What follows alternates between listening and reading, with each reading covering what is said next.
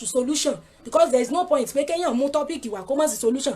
A rí wípé the first causes that sọ only poor hygiene. So now the solution to poor hygiene is personal hygiene. Clean your room, change your bed sheet, change your pant set. Ẹlòmíì obìnrin mi lè wọ pátá set kan fún ọdún mẹ́fà yóò lóun like ẹ ni. Ẹ má pè mí o, ẹ̀yin tẹ́ ń pè mí yan bí mẹ́rin márùn ló ti pè mí sí ní ìgbé kọ́ọ̀lù o, I'm not picking call. Change your pant set. Ẹ má máa lo set pants kan fọ́dún kan oṣù mẹ́fà. Tó bá ti ra set of pants bóyá 1 dozen ló rà àbí 2 dozens ló rà, set yẹn lò bá ti ń lò bí oṣù bí mẹ́ta mẹ́rin lọ dáná sun dànù kó ra another set. Tẹ́ bá dẹ̀ fẹ́ ra pátá ẹ máa ra plain pants. Ṣé rí àwọn ọkùnrin yìí a lot of things ló máa ń rò lẹ́mìí wọn. They have a lot of room in their hearts and they are watching. Tó bá wọ tọkùnrin bá wọ bedroom ẹ tó bá ráwọn pátá white pátá funfun inú ẹ máa dùn pé òbò tó ń wọ pátá yẹn sí ó wù òun dó, especially tó bá jẹ́yìn tẹ́ ti gbéyàwó òbò ẹ máa wù dó. Bẹ́ẹ̀ kó wọ bedroom ẹ kó rí pátá gígan pátá dúdú pátá pupa láìṣe ilé òòṣà pátá brown ẹ nídìí gbogbo àwọn yẹn. Ẹ máa ra plain, ẹ ra white àbí cream àbí pink.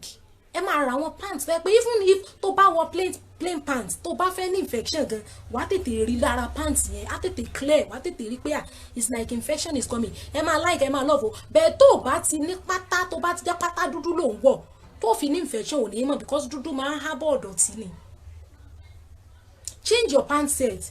Don't store up pants. Ẹ má lo pátá jọ, ẹ má store pants. Ẹlòmíì àkó pátá obìnrin mi àkó pátá jọ ni àwa rẹ lómi àti wá máa rùn. Ṣé rò pé àwọn ọkùnrin yìí ò mọ̀ wọ́n rí náà pé orí bó ṣe rẹ pátá. So ẹ mọ̀ ṣe yẹn London personal hygiene yẹn solution to personal hygiene náà là ń sọ. Off your pint after work and let breeze blow on you. Tẹ́ bá ti bí iṣẹ́ dé ẹ mọ̀ ẹ bọ́ gbogbo aṣọ ẹ bọ́ pátá náà. Ẹ tàǹbà tàbí kẹ́ shower. Ẹ wọṣọ tó free tátẹ́gùn àfẹ́sí yín. Obìnrin míì torí kọ́kọ́ rẹ̀ torí pé kò fẹ́ dú ọkọ rẹ̀ yóò wọ pátá yóò wọ táìtì yóò wọ bomb short yóò wọ jíǹsì mọ́ ọmọ pọ̀ ń ṣe ra rẹ̀ obìnrin òórùn jù sí ọ̀nà ọlọ́ngbọ́ kọ́kọ́ rẹ̀ mọ́ bá sún mọ́kọ rẹ̀ yóò wọ pátá tó ti wọ̀ látàárọ̀ ọ̀ ń ṣe ra rẹ̀ lọ́ ń ṣe ọlọ́ngbọ́. Tẹ́ bá ti wọ pátá dé láti ibi iṣẹ́ ẹ̀yin náà wò 8 o'clock la máa ń jáde lọ ibi iṣẹ́ mi ò dé fọ́ mi ẹ wo iye time lag ẹ wo iye time stretch yẹn o ti làágùn orú ti mú ẹ o ti squeeze sínú pátá yẹn tó bá ti délé ó yẹ kó bọ́ gbogbo aṣọ ara ẹni kó fọ pátá yẹn má wulẹ̀ drop ẹ̀ sínú washing machine fọ keep the flag of good work flying. Thank you so much sir. Fọ pátá yẹn kó drain ẹ̀ ẹ mọ̀ jẹ́ káwọn ọkọ yín máa wọ bedroom kan máa rán pátá funfun àwọn white things pure things clean things. Ó máa ń mú kókó ọkùnrin le ó máa ń mú kókó ọkùnrin jí pépé òbò rírùn máa ń pa okó ni. Ẹ̀yin náà lẹ́rọ jẹ́ ọkọ rẹ̀ ṣiṣẹ́ kò lè ṣe ẹ̀yin gan ọ̀pọ̀lọpọ̀ obìnrin mi ló pa oko nípa àwọn òórùn burúkú. So mo ní off your pants after work let breeze blow. Then if you're not going out don't wear pants. Tó o bá jáde ṣe pọ̀ níbi tó ń lọ kí ṣe dandan ni kó inú ilé ló wà inú ilé ọkọ rẹ̀ tí dandan ni kó o tún wọ pátá. Obìnrin mi ò kan pátá mọ́ ìdí ni ọlọ́ngbọ́ tí ó sì kan pátá mọ́ ìdí láti àárọ̀ mọ̀ tí ẹ bóyá ń fi pátá wíwọ̀ gbowó ní báńkì kò yé mi báyìí ní ẹ̀sìn. So ẹ máa bọ́ pátá tẹ bá wà nínú ilé ẹ máa wọ pátá. Then that is solution fún personal hygiene yẹn. Then cut your nails. Ẹ máa fix nails mọ́. Nails bá ti gùn jù o ní lè fọ pátá o ní lè fọ òbò o ní lè fọ òbò ẹ tó o bá ti o lè sọ fún mi pé o fix èékánná 3 inches òbò ẹ òrùn èmi ò má gbé yẹn wá. Àwọn obìnrin tó kéèkánná wọn máa ń gùn yẹn sà òbò wọn á wá rùn torí mi ò mọ̀ tẹ́ nínú oge ṣíṣe ní ilẹ̀ Yorùbá kò sí èékánná fífix ńbẹ̀ làálì lílé osùn kíkùn irun dídì bèbè sísín gbogbo àwọn nǹkan yẹn ìní iná kọ́ ní Yorùbá ń gbà ń pé gbọ́n ṣe ń soge ńlẹ̀ Yorùbá kò sí èékánná fífix ńbẹ̀ tó bá fẹ́ fix èékánná ìfàtọ̀ torí ìsìpè civilization dé lọ mọ̀jì ogún jù débi wípọ̀ nílé fọ òbò. Then ìyẹn ni mo sọ pé personal hygiene yẹn ló carry 80% of reason tí òbò obìnrin mi fi máa ń rùn. Obìnrin mi bá tọ̀ kò ní tàǹbà tẹ́ bá ti tọ̀ ẹ máa tàǹbà omi ní kẹ́ fi tàǹbà tẹ́ bá tọ̀ kẹ́dẹ̀ dam dry òbò yín. If you don't get money to eat but you get money for data candle. Ṣó yé wa bẹ́ẹ̀ yẹn. So that's what we are saying. you are not then London infection treat yourself. ṣé rí nǹkan tí máa ń ṣẹlẹ̀, ṣé rí ọ̀pọ̀lọpọ̀ àwọn microorganism tó máa ń fa infection yìí, they are resistant to antibiotics. Nígbà míì infection involve kó lọ ṣe diagnosis, kó lọ rèé kán mú sample ní ojú ara yẹn, kán lọ run test yẹn, kán mọ irú strain microorganism yẹn. Mr. Gbenga Oladiboye, thank you sir, happy Sunday. Kán mọ irú strain ni microorganism tó ń fa infection lójú òbò ẹ̀yìn. You don't just go to pharmacy or you go to get say give me any antibiotics.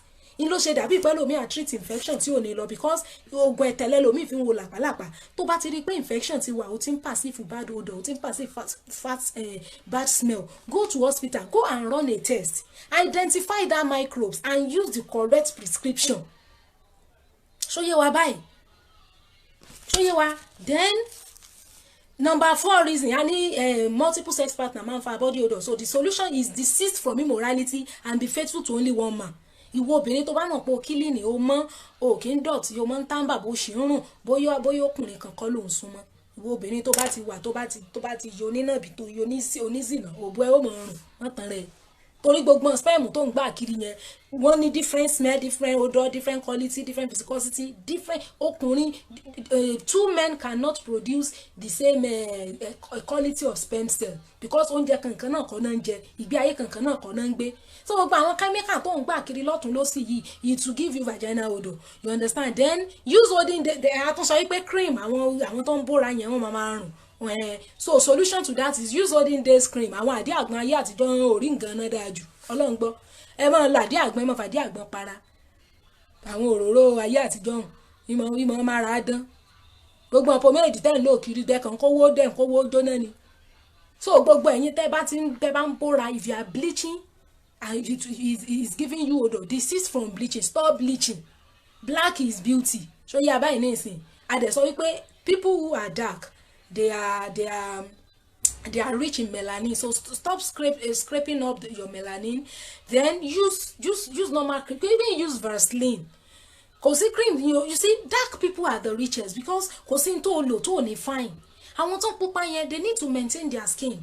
But what to do, you maintain your skin. Don't bleach off because as you're bleaching, you are inviting odor to yourself. And nígbà míì tó bìnrin doing bad bleach down level kan, àwọn cream yẹn máa wà carriers. You understand? Then for rectovaginal fistula, there is no cure for now. Kò tí ì sí cure for rectovaginal fistula. Ṣé mo pa sọ wípé ara àwọn causes of vaginal odor is rectovaginal fistula. So now the solution now is maintenance. Obìnrin yẹn máa maintain, máa manage ẹni. Ó máa manage ẹni. Because as I rectovaginal fistula is an abnormal pathway from the rectum, that is from the anus to the vagina. Tí abnormal pathway yẹn bá ti wà created, kò sí obìnrin yẹn bá ti ń so iṣó yẹn máa gba òbò ẹ̀ kọjá. Ó kàn máa manage ẹ̀ ní, ó máa maintain ẹ̀ ní, kò sí secure fún yẹn for now. For rectovaginal fistula, and it's not common. So ìwọ obìnrin tó bá jẹ́ sisi tó ti bímọ rí, o ní excuse kankan fún ẹ láti ní odor. So yẹ bẹ́ẹ̀ yẹn.